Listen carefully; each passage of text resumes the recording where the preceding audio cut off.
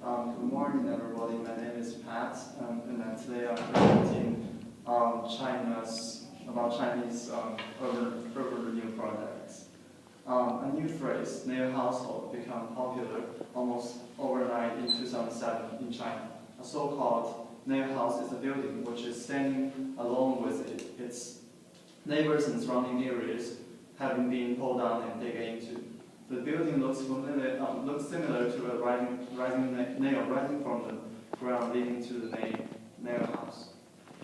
First spread by Chinese bloggers, the coolest nail house in history perched alone on a 30 feet high tower of land in downtown Chongqing, China. According to the bloggers, the Chongqing Zhenshen real estate company wanted to convert the area surrounding and including the house into an $80 million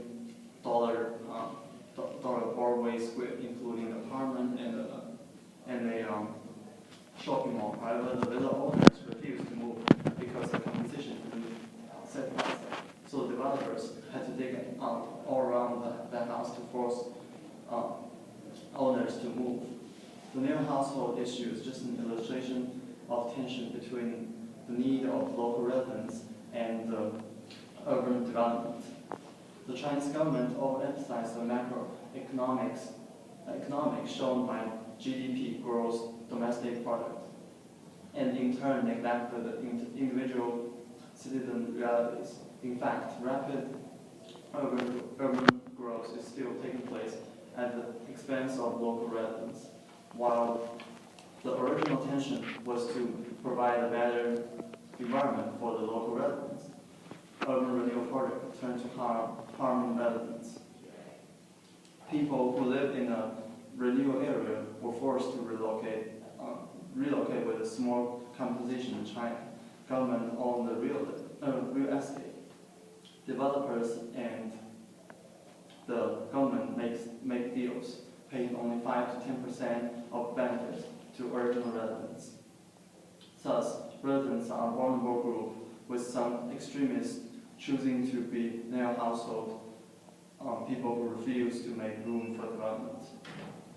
People who live outside of the renewal area were influenced by the rise of price, funded by urban renewal, and low-income families are forced to move to more rural areas because of the price.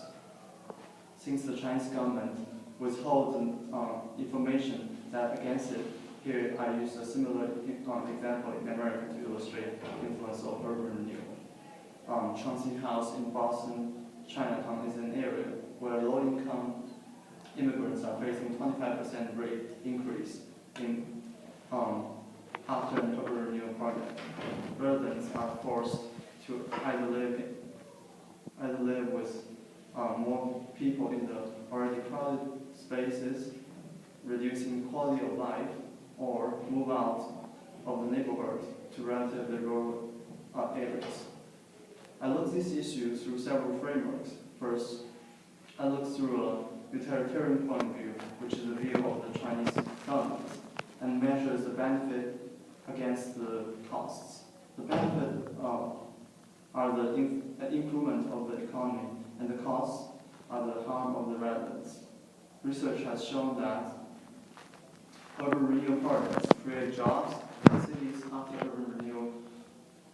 After renewal have the ability to attract investment, which increases GDP. In contrast, only 20.8% of the population lives in urban areas, and not all of them needs to be relocated. Therefore, under the attraction of a rapid development of China, the government will agree to keep the project going despite of the negligible cost. However, in a libertarian view, caring more about individual happiness will urge to start this model of urban renewal. Urban renewal is forcing residents to move to rural areas so that property developers can rebuild certain places. Although some residents are not moved by force, they are moved out by the unaffordable prices after the urban renewal. Therefore, libertarian will definitely stop this imperfect mode of regeneration. From a Christian perspective, by using the Imago Dei, we are made in God's image. God created man in his own image, in the image of God created him. Therefore, we should be treated equally and with no prejudice on the minority. This perspective also fits the final goal of the Communist Party, which is commonwealth and equality. However, developing without considering the negative effects opposes the communist idea.